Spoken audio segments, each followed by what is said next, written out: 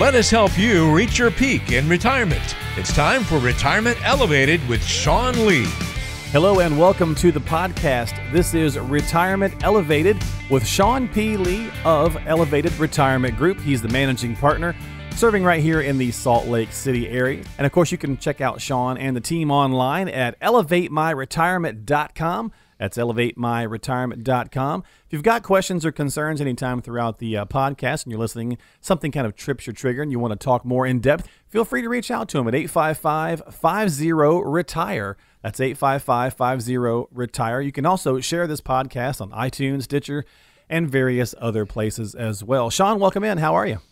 I'm doing great, man. How are you? I'm doing fantastic. Thanks for having me here on your inaugural podcast, if you will. I appreciate it. Yeah, we're excited. This will be fun. Yeah, we're going to have a good time. We got a lot of good things to talk about when we do these. We're going to probably do 10 or 15-minute little podcast weekly, I believe, is the idea. And hopefully we can share some useful information that your clients and friends of clients and things of that might find useful. So today I want to talk with you, if you feel up to it, about 10 questions that you should ask your first, next, or maybe last financial advisor. You tell me, but I got a list of questions here. You want to tackle these with me? Yeah, absolutely. I mean, this is a real important topic right now, especially with everything that's gone on with the Department of Labor's new fiduciary rule and really taking the time to find that right advisor for your current situation. Yeah, it's all about having a good fit, right? You know, Exactly. Each situation's different, but let me go through this list of 10 here, and we'll talk about a few of these. Number one on that list, and you just kind of mentioned the Department of Labor. I'll let you talk more about that, but are you a fiduciary? That's first on our list. What is that? What do we got going on here? You know, the fiduciary standard, that's been talked about a lot, and you hear it thrown around quite a bit. But the first question that I would ask an advisor is, are you a fiduciary first and foremost? And what that means is that particular advisor has a moral, ethical, but also a legal obligation to do what's in that client's best interest. So they have to sit on the same side of the table as the client and represent them, not necessarily represent a company. But more importantly, asking somebody if they're a fiduciary is one thing, but getting it in writing is another. So ask the individual, will you sign off on that you are a fiduciary? Oh, okay, interesting. And you should feel comfortable being able to ask that question? Yeah, if they're not going to answer that question, then they're probably not a fiduciary. Okay, well, that's good, yeah. And if they're not willing to sign off on it, I would take a step back as well. A true fiduciary is willing to answer the question, one, and also sign off on the fact that they are a fiduciary. Yeah. At that point, they're representing you as an individual. Well, you know, I talk to a lot of people, different shows and things of that nature, and suitability, versus fiduciary. I had a guy tell me an interesting story. We've been talking for a long time, and he knows I've actually had open heart surgery a couple of years ago. And he said, let me break it down for you like this. Suitability might be, you got two friends in the car, and you say, hey, let's pull into McDonald's and get a cheeseburger. And he's like, well, that suitable friend might say, yeah, you had the surgery. They cleaned stuff out. You're doing okay. Go ahead and have the cheeseburger. And he's like, but the fiduciary friend would be like, look, you could do that, but it's not really in your best interest. Here's what I recommend. Let's do something different. I thought that was an interesting way to kind of break that down. The fiduciary is doing what's in your best interest holistically, if you will. Exactly. All the time they're required to. Yeah, so that's a great way to think about that. So that's our first question here on 10 questions you want to ask your first, next, or maybe last financial advisor. I love that title. It's pretty cool. All right, number 2, Sean, how are you paid for your services? Now, this might make some people uncomfortable, but it's okay to ask this question clearly. Well, yeah, I mean, it doesn't matter what service you go to, whether you go to a doctor, you know how a doctor gets paid. You go down to a car dealership, you know how a car dealership is going to get paid or the salesman gets paid.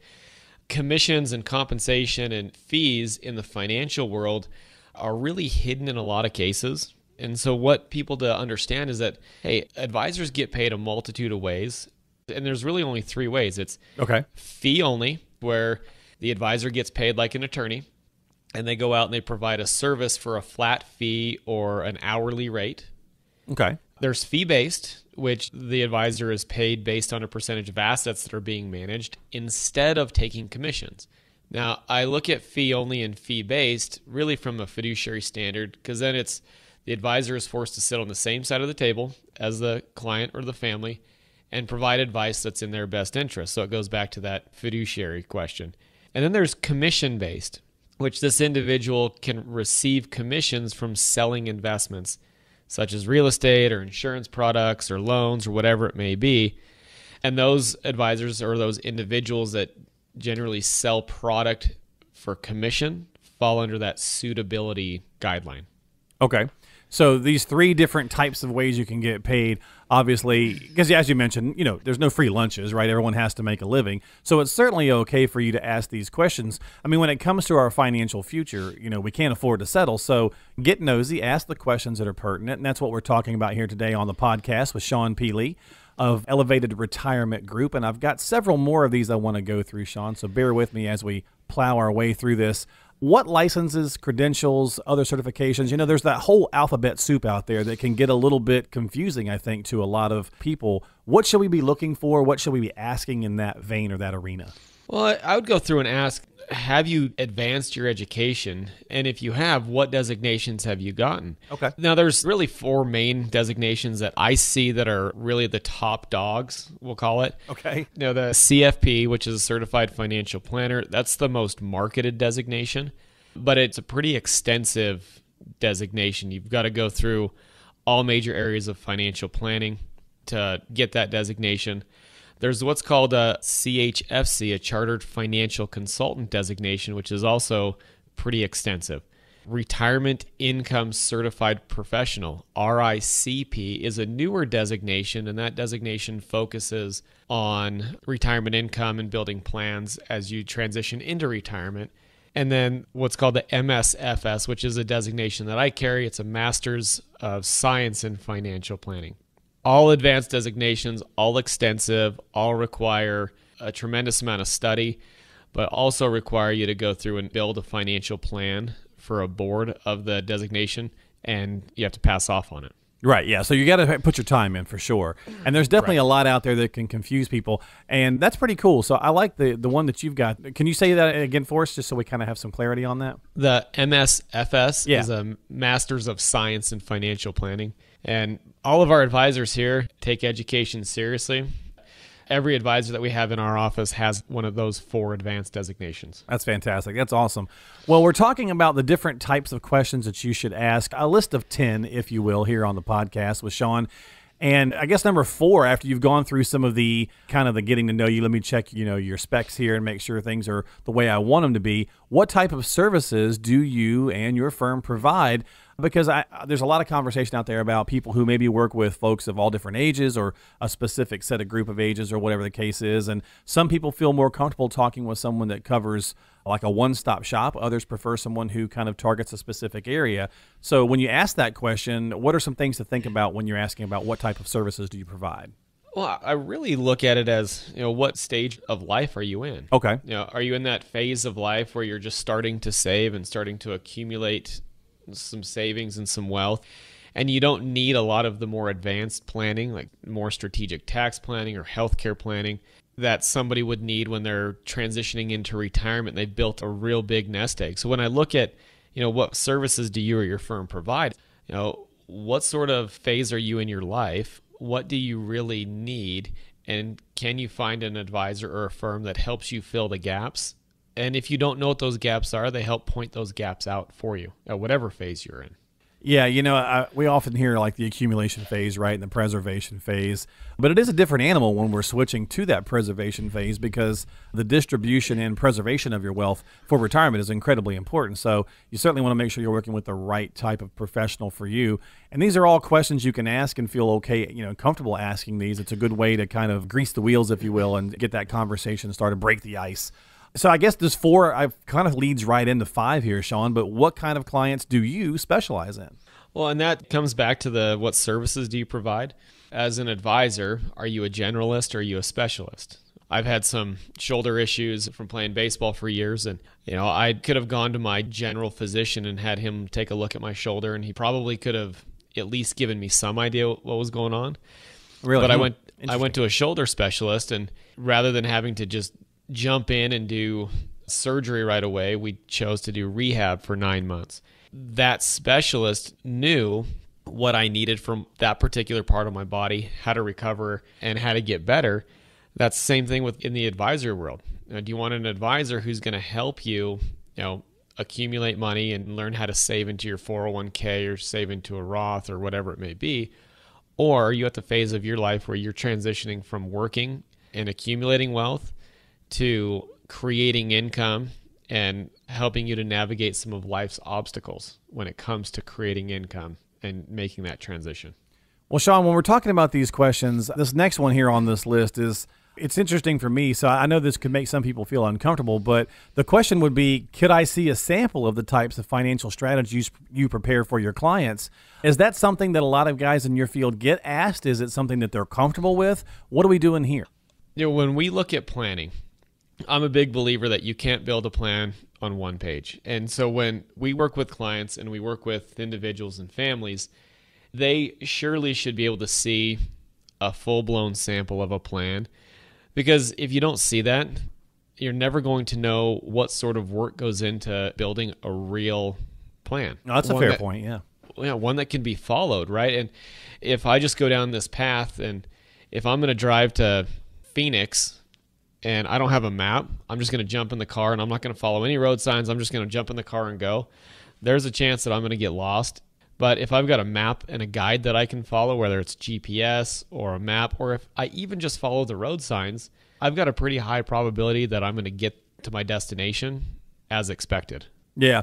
Well, it's a good point the way you bring that up, because a lot of times we spend so much time when we talk about these things saying, well, each person's situation is different and unique, and it's kind of hard to pin things down until you really start to get to know and understand that person's individual situation.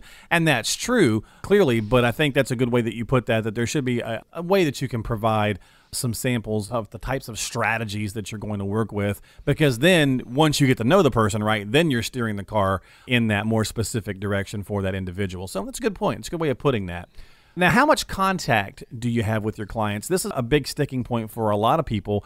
When I talk to people all across the country, I hear, oh, my advisor hardly ever calls me, or, I see them twice a year, once a quarter, so on and so forth. That's exactly it. I mean, depending on where the advisor falls, whether it's fiduciary versus suitability, I hear it all across the spectrum. So how much contact you have with your clients, ask that question.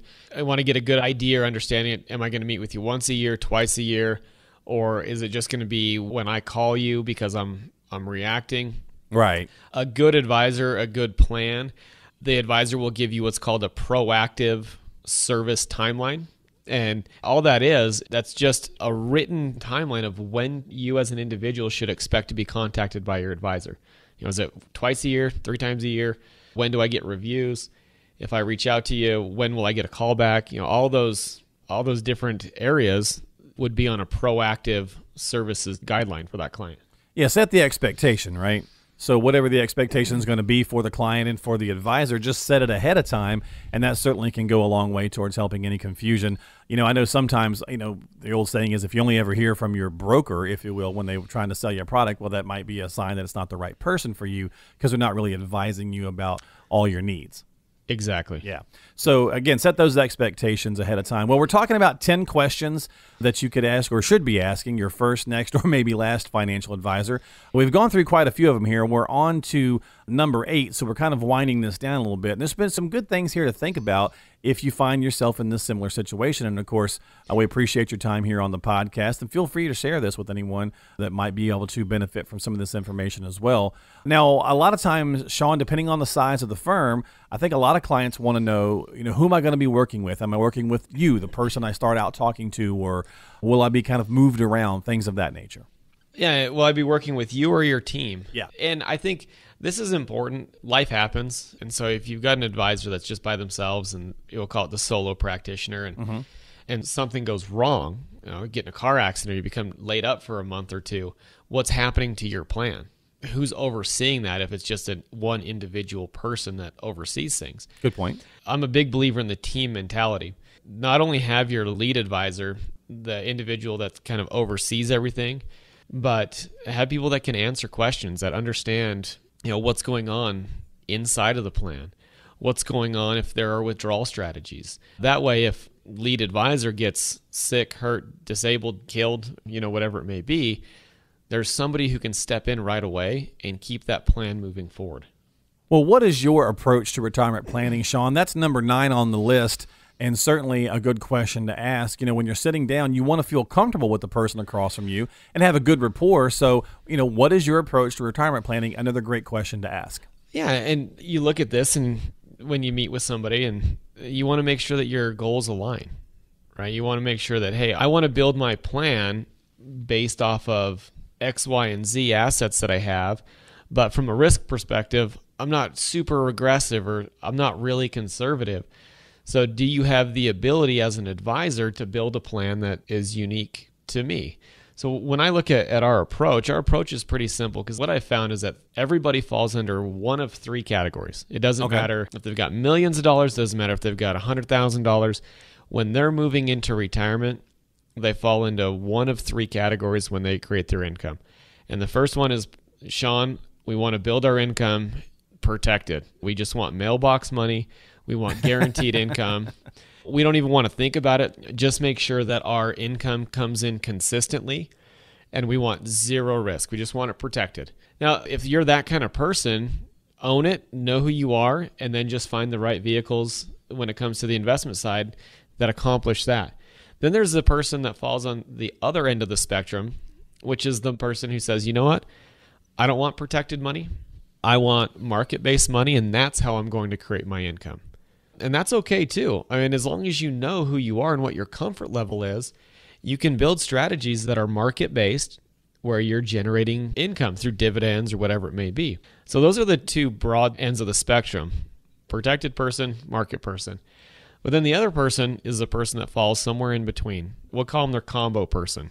They want some protected income because they want a little bit of security, a little bit of safety, and then they want market-based income to complement it.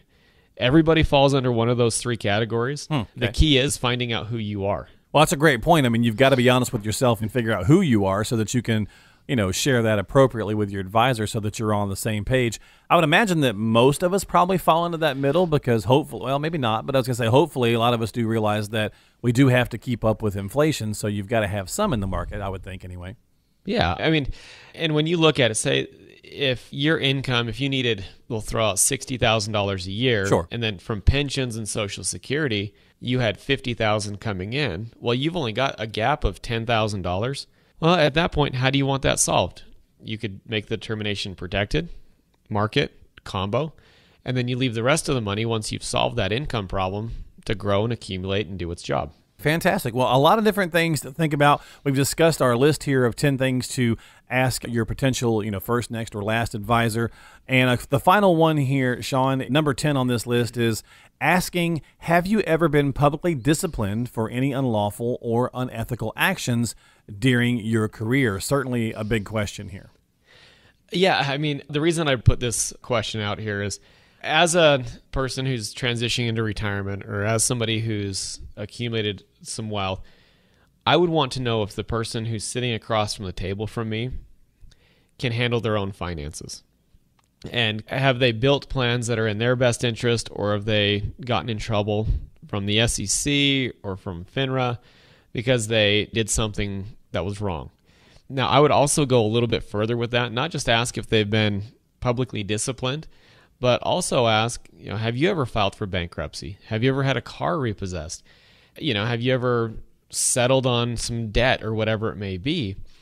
I want to know if that advisor has their affairs in order. And if they're not willing to answer that question, there are places that you can go to find out. You can go to the SEC and do an advisor search and research that individual. You can go to FINRA and do a broker check and research that individual. So there are places that you can go, but I want to ask that question right up front so I know what I'm getting into. Well, you've been listening to the podcast. We certainly appreciate your time. One thing to take away from this list, and this is a list of 10 questions to ask, and it's a good comprehensive list, is just make sure you interview more than one financial professional and or firm to find the person that's easy to talk with, who understands you, that you feel good about. It's okay to go out and talk with a couple different people and find the right advisor that's out there waiting for you. And of course, Sean P. Lee, MSFS, is the president and founder at Elevated Retirement Group here in Murray, Utah, and able to help you. We certainly appreciate your time on the podcast. This is Retirement Elevated. And as I mentioned before, check them out online, elevatemyretirement.com. Share this on iTunes or Stitcher, various other podcast platforms, or just give them a jingle if you have some questions about these top 10 questions we talked about. 855-50-RETIRE, 855-50-RETIRE. Sean, thanks for your time, my friend. Have a great week. Hey, thank you. We'll talk to you soon.